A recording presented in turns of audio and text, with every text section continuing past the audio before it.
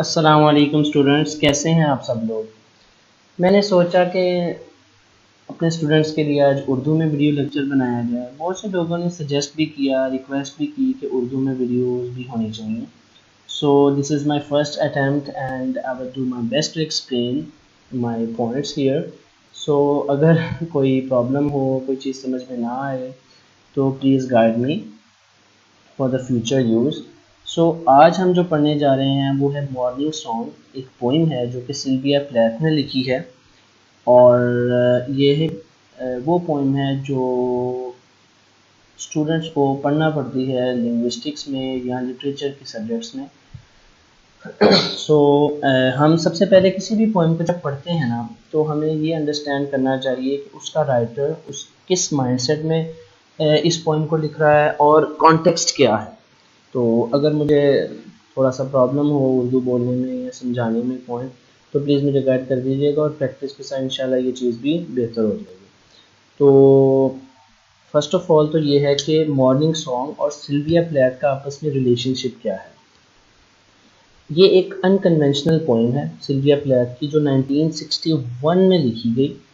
And किस time ये लिखी गई, जब उसने बच्चे को जन्म दिया अपने, ठीक है, Frieda. And the mother love is strangely absent. और स्टार्टिंग लाइंस में ये जो पोइम है ना मॉर्निंग सॉन्ग, ये बेसिकली एक ममता के यानी माँ की मोहब्बत के ऊपर लिखी गई है।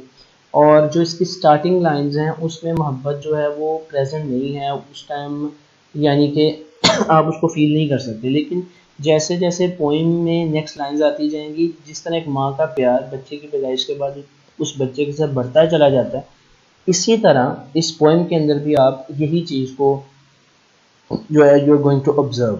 ओके, फर्स्ट स्टैंजा जो है वो स्टार्ट होता है बेबी बर्ड से, जिसके अंदर क्या है, love set you going like a fat gold watch, जिसमें ये कहता है कि कहती है कि बच्चा पैदा हो गया और वो उसको उसका मुआवजा किसके साथ कर रही है, एक वॉच के साथ, एक घड़ी के साथ, जो कि एक बहुत स्ट्रेंज सिमिली यूज़ किया गया है, जिसे आप बहुत ज़्यादा स्ट्रेंज समझ सकते हैं कि एक बच्चा कैसे, बच्चे को अगर आप किसी बिल्ली के साथ या किसी और खूबसूरत के साथ चीज़ के साथ तो कंपेयर करते हैं, लेकिन यहाँ पर बहुत स्ट्रेंज सिमिली यूज़ किया गया है, जिसको आप मीनिंग बाद में पॉइंट को जिस तरह से मैं एक्सप्लेन करता जाऊँगा आप इसको समझना स्टार्ट कर देंगे। The midwife slapped your foot soles and your bald cry. अब जो दाई है, जो है वहाँ पर मौजूद, वो बच्चा जब भी पैदा होता है उसे रुलाया जाता है, बिकॉज ये बच्चे की ब्रीदिंग के लिए बहुत अच्छा होता है।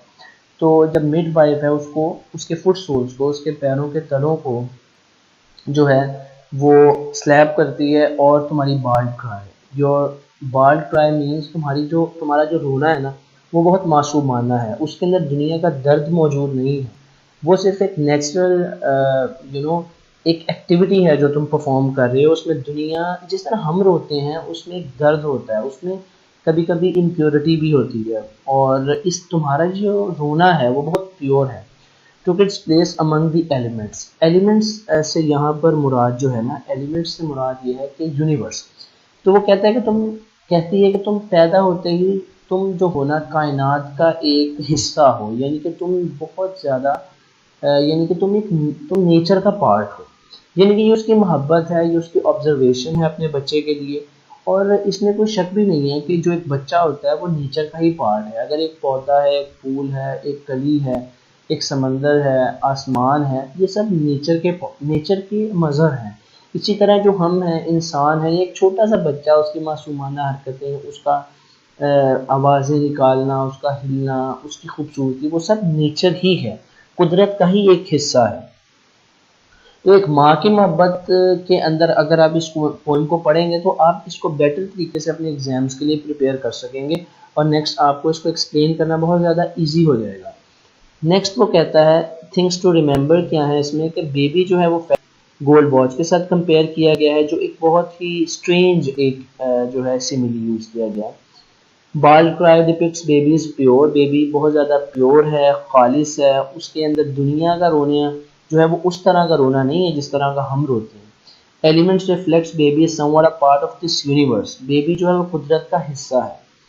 ओके, सेकंड स्टैंजा में क्या है, आवर वॉइसेस इको, हमारी आवाज़ गूंज रही है, मैग्नीफाइंग योर अराइवल, तुम्हारे इस दुनिया में आमद को बहुत ज़्यादा बढ़ा रही है। न्यू स्टैचू, बच्चे को एक मुजस्समा कहा गया है यहाँ पे। जैसे कि हम कभी भी म्यूज़ियम में जाते हैं तो हमारा इंटरेस्ट वहाँ पे मौजूद स्टैचूज़ और चीज़ें होती हैं।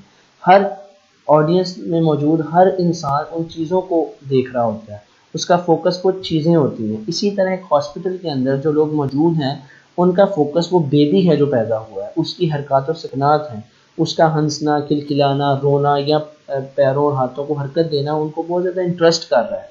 इन अ ड्राफ्टी म्यूजियम योर नेकेडनेस, अब वो बिल्कुल ही चेंज होके उसको म्यूजियम डायरेक्टली ही कहना स्टार्ट कर दिया सिल्विया प्लैथ ने। इन अ ड्राफ्टी म्यूजियम योर नेकेडनेस। अब यहाँ पे नेकेडनेस से मुराद नंगापन नहीं है, नेकेडनेस से मुराद है प्योरिटी। तुम्हारी जो प्योरिटी है, खूबसूरती है, शेडोज आर सेफ्टी। इसने हमें इस तरह का एहसास दिया है कि हम सेफ हैं और हम यानी कि हमें हमें ढांप लिया है साए से, यानी कि बेबी जो है वो मोतबर यहाँ पर समझा जा रहा है। We stand ground blankly as walls, और हम बिल्कुल जो है बिना किसी जज्बे के इजहार के वहाँ खड़े हैं, ब्लैंक खड़े हैं। हमें नहीं पता कि हमको मतलब हमें ये नहीं आइडिया हो रहा कि हम अपने जज्बात का इजहार किस तरह से करें। हम बिल्कुल जो है ना unexpressive we are staying there and we have no idea how to express our feelings. तो नेक्स्ट जो है ये कुछ कीवर्ड्स हैं जो इस पॉइंट इस स्टैंजा को समझने के लिए ज़रूरी है। इको यानी कि लाउड वॉइस है, इट्स अ पब्लिक प्लेस, ये एक पब्लिक प्लेस है। ओके, नेक्स्ट क्या है कि स्टैचू है बच्चा, नेकेडनेस और ब्लैंकली, जो कि इनको सब चीज़ों को मैं एक्सप्लेन कर चुका हूँ।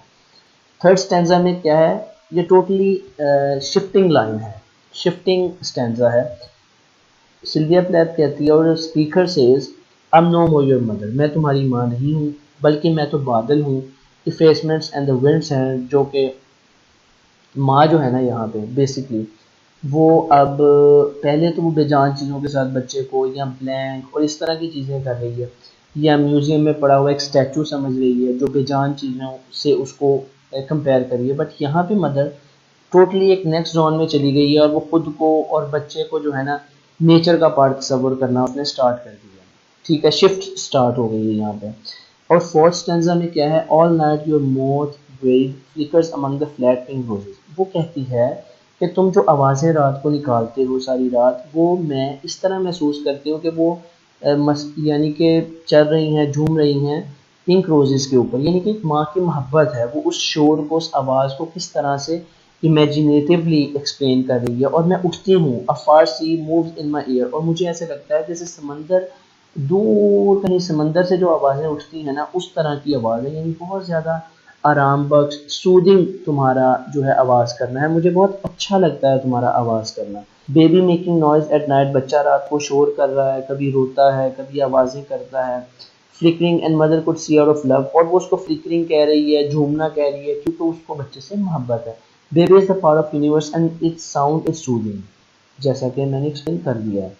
नेक्स्ट क्या है, one cry and I stumble from bed, तुम ज़रा सा रोते हो और मैं फ़ौरन बेड से उठ खड़ी होती हूँ। काउ हैवी एंड फ्लोरल, और तुम्हें तो दूध की ज़रूरत है। जैसा कि एक बच्चा है वो कभी भी रोता है तो इससे मुराद यही है कि उसको भूख लगी है, वो दूध की उसको ज़रूरत है। इन माई विक्टोरियन नाइट गाउन, यहाँ पे थोड़ी सेटिंग एक्सप्लेन की गई है कि रात का टाइम है और मैं नाइट गाउन के अंदर मौजूद हूँ। बेसिकली राइटर्स जब भी सेटिंग के बारे में बताते हैं, टाइम के बारे में, वो इस तरह के वर्ड्स यूज़ करते हैं जिससे जो है ना रीडर उसकी अंडरस्टैंडिंग में इजाफा होता है और एक वो रीडर खुद को भी वहीं पे मौजूद महसूस करता है। Your mouth opens clean as a cat's, तुम जब मुंह खोलते हो ना तो ऐसा ही लगता है जैसे जैसे बिल्ली जो है यॉर्निंग करती है, जब ऊँग लेना जिसे हम कहते हैं, तो वो भी जिस तरह खूबसूरती से बड़ा सा मुंह खोलती है बिल्ली और फिर वो ग्रेजुअली जो है यौन करती है, इसी तरह एक बच्चे के अंदर नफासत होती है। यानी कि बच्चे को बिल्ली के साथ तो बहुत नॉर्मल सी बात है तशबीह देना, क्योंकि वो उसी तरह नफीस, ब्यूटीफुल, क्यूटनेस का एक जो है ना आंसर उसके अंदर मौजूद होता है।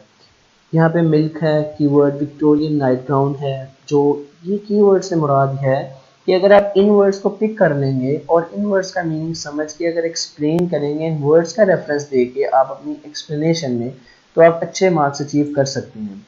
अच्छा, नेक्स्ट है द विंडो स्क्वेयर, ये लाइन अगले स्टैंजा के साथ लिंक्ड है। Whitens and swallows its dull stars and now you try. अब यहाँ पे अगेन सेटिंग का आंसर दिखाई दे रहा है कि विंडो स्क्वेयर, अब जो माँ है वो खिड़की की तरफ देख रही है और किस तरह से जो सितारे हैं और चाँद है वो डिम होके ख़त्म हो रहा है और दिन स्टार्ट हो रहा है, यानी कि सफ़ेदी आ गई है आसमान में। एंड और अब तुमने ट्राई करना शुरू कर दिया है योर हैंडफुल ऑफ नोट्स, यानी कि अब तुम फिर से जो है बच्चा नॉइज़ कर रहा है और वो बच्चे के नॉइज़ को हैंडफुल ऑफ नोट्स यानी एक म्यूजिक ब्यूटी के साथ जो है ना तशबीह दे रही है। योर हैंडफुल ऑफ नोट्स, तशबीह भी क्या दे रही है बल्कि उसको कह ही रही है कि ये वही है। The clear vowels rise like balloons, और तुम्हारे जो वाउल्स हैं वो क्लियर हैं और वो जो है ना बलून्स की तरह उठ रहे हैं। तो ये एक माँ की मोहब्बत है और उसी मोहब्बत को सिल्विया प्लैथ ने इस पॉइंट के अंदर बहुत ब्यूटीफुली एक्सप्लेन किया है। बेसिकली सिल्विया प्लैथ का जो मदरहुड है स्टार्टिंग लाइन में आप इतना अच्छे तरीके से, या वो कंफ्यूज्ड है, एम्बिगुअस है, उसको भी नहीं पता कि वो ये फीलिंग और एहसास कैसा है। और mostly in a normal life it happens with every mother around the world, so this is a normal phenomena to feel or to grow that love for your child. तो यही चीज़ यहाँ पे एक्सप्लेन की गई है और आई होप ये मेरा पहला अटैम्प्ट है उर्दू लेक्चर में और इंशाल्लाह अगर ये अच्छा रहा, आपका रिस्पॉन्स अच्छा आया तो मैं न्यू वीडियो लेक्चर्स भी साथ साथ उर्दू में भी बनाने की कोशिश करूँगा। बेसिकली ज़्यादा मेरा जो है गोल यही होता है कि लेक्चर इंग्लिश में अगर हम पढ़ा रहे हैं तो इंग्लिश में पढ़ाएं ताकि बच्चों की लिसनिंग भी इम्प्रूव हो और उसी लैंग्वेज उसी मीडियम में पढ़ाया जाए। लेकिन कुछ स्टूडेंट्स हैं वो नहीं समझ पाते पूरा पॉइंट, उसको ग्रैब नहीं कर पाते, तो मैंने सोचा कि आज लेक्चर का उर्दू में भी बनाया जाए। तो अगर कोई गलती कोताही हुई है तो माफ़ कर दीजिएगा और अपने दोस्तों के साथ इन वीडियोस को ज़रूर शेयर किया करें और कमेंट्स और सजेशंस की मुझे आपकी बहुत ज़रूरत रहती है, तो लाजमी दिया करें। थैंक यू, अल्लाह हाफ़िज़।